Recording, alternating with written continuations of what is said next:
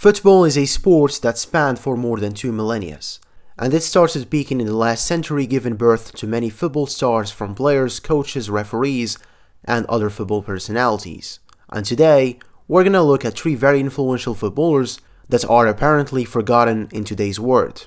Alright, let's begin. Before Ronaldo, before Luis Figo, and before old man Eusebio, there was another Portuguese great, Fernando Perotteo, Portugal's most underrated player and football's most prolific goalscorer of all time, and I seriously do mean it.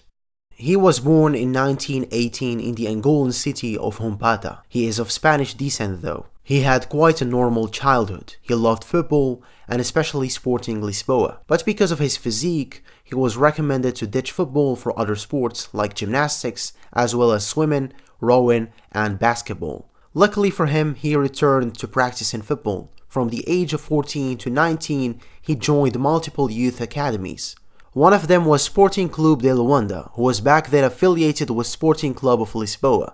His talent attracted many scouts, which granted him a ticket to Portugal to showcase that talent on the big stage. In 1937, Perotteo made his breakthrough debut with Lisboa, against none other than Benfica, in which he bagged a brace. This consolidated his place in the first team, and as a reward for his performance, his salary was doubled. So why is this guy special?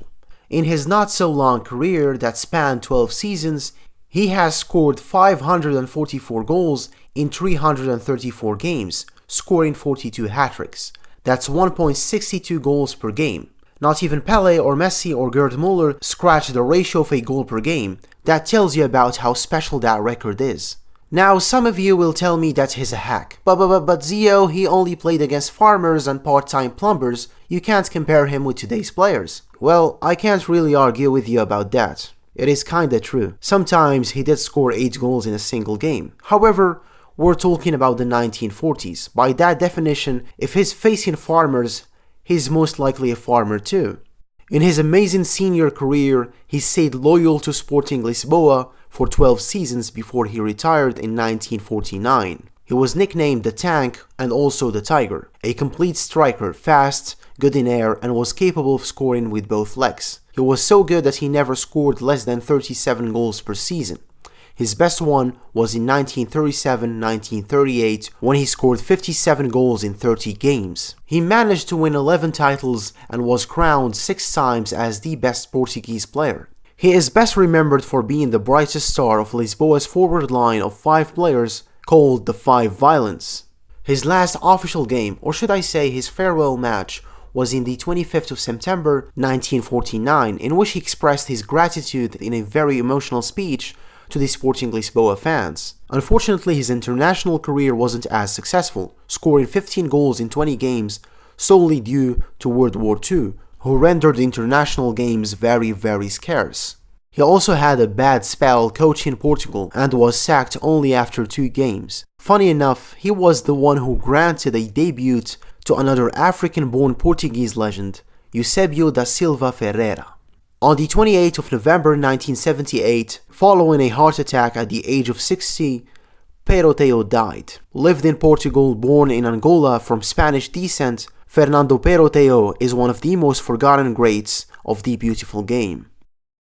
The second player on my list is Arthur Friedenreich, a pioneer of Brazilian football and football's first ever global superstar. Born in Sao Paulo, Brazil in 1892 to Oscar Friedenreich, his father a German businessman and Mathilde a Brazilian woman of African descent. Because of his mixed blood, Fried wasn't very welcomed to play football during that era. It was hard for his kind to choose football or any kind of sport activity as a viable career choice. He even used to comb and straighten his hair and put powder on his skin just to appear more white. He truly lived in a society. He was even denied playing in the 1921 South American Championship because of his origins. Luckily for him, because of his German father, at the age of 17 he was able to start his senior career in Sport Club Germania, a Brazilian football team founded by Germans in 1899. Now, during his career, in Brazil, like most of the world back then, football was still an amateur sport. Fried played for 7 different clubs, the likes of Sao Paulo, Atlético Mineiro, Flamengo, and most importantly, Club Atlético Paulistano, in which he played for 12 seasons. 12 seasons. What a coincidence. 12 seasons too. Arthur was a striker not like others. According to a chronicle that described his style of playing, he was a calm and smart forward. It's believed that he popularized efficiency instead of flashy football. He invented feints and curved goals. He did not play for the stands, but he prioritized the team's success by both offering selflessly to his teammates and also scoring a hell lot of goals. Well, did you know that Pelé was not the only guy to claim scoring more than 1,000 goals? Yep, you guessed it. The first one was another Brazilian by the name of Friedenreich. Now, there's a lot of controversy and misinformation, and we do not exactly know the right numbers. Some sources say it's 1,229 goals in 1,329 games. 0.92 goals per game. As I said a minute ago, football back then was still amateurish. We don't have the full records, and people didn't care about who scored or who didn't. But still, this stat seemed too much inflated, and some journalists attempted to find the exact numbers using some of the few popular newspaper files. One of them, called Alexander da Costa, ended up with 554 goals in 561 games. And another journalist, Severino Filo, ended up with 558 goals in 561 games. Even looking at these numbers, it's a lot. 0.99 goals per game. It tells you that he surely was a very prolific goal scorer. He was nicknamed the Tiger. For some reason, Portuguese-speaking countries like calling their players Tigers. And he was also nicknamed the King of Football, after a tour in Europe in 1925 in which his team won 90% of their games. Besides stats, he won numerous collective and individual awards. He's won 10 trophies in his career. He also ended up 9 times as the top scorer in Brazilian football. In his last 5 seasons, and as he was getting older, he only played local football, and as a consequence, he wasn't called to the national team to play in the World Cups. Arthur retired in 1935 at the age of 43. After that, he worked in a liquor company, spending the rest of his working years there. He then died in 1969 after a long battle with Parkinson's disease. Arthur was someone to aspire to. He challenged a lot of preconceived norms and laid the groundwork for generations to come. Larbi Ben Barek, Africa's first great and one of the very first to play on European soil. Born in 1914 in Morocco, near the city of Casablanca, as an orphan child, he spent most of his childhood playing football in the streets with his friends. But before starting his football career, and as a result of the poor conditions he lived in, he began working since the early age of 14 as a carpenter. Then he started his senior career a couple years later in a local Moroccan team. Fast forward 8 years later, he was signed for Olympique de Marseille in 1938. In that same year, he was selected for the French national team. Well, back then Morocco was a French colony, that's why he played for France. Unfortunately for him, in the end of the season, World War II started, and he took a year off from football. Then in 1940, he took refuge in Casablanca, and he played for Wydad for 5 years. He had a lot of experiences with a lot of different clubs, Stade Rennais, USM Belabès, and he also returned to Olympique de Marseille for one last season. His most memorable years were with Atletico Madrid, who bought him for 17 million francs. You should know that back then, that was the biggest signing ever in Spain. That's around $100 million in today's money. He was very successful with Atletico, winning 2 league titles in 1950 and 1951, and a Spanish Super Cup in 1951.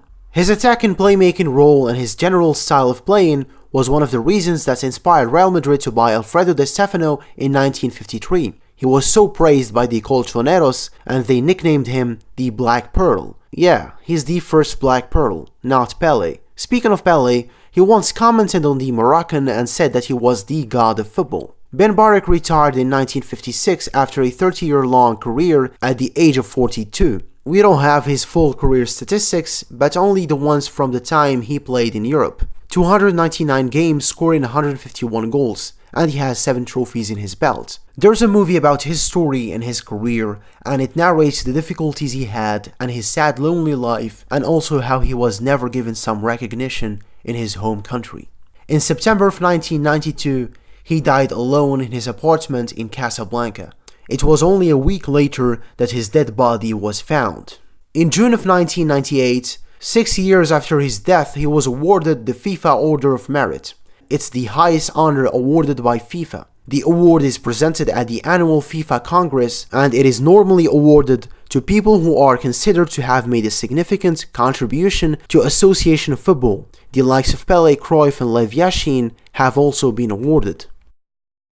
Let's take a moment and reflect a little. Now, you have these footballers who were the top of the crop back in the days, and who inspired countless of other generations, but for some reason no one is talking about them.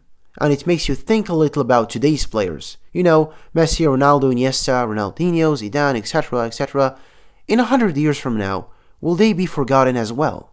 A lot has changed since then. In 2019, football is a profession. The tactics and the styles of playing evolved. It's a religion for some, and for others, their entire livelihoods revolve around it. My question is, how will football look like in 100 years from now? For example, in 2119, 2119, 2119.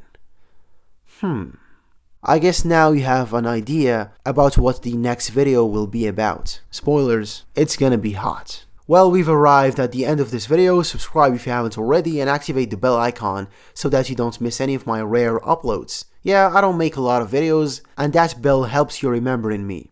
Thanks for watching, and until next time.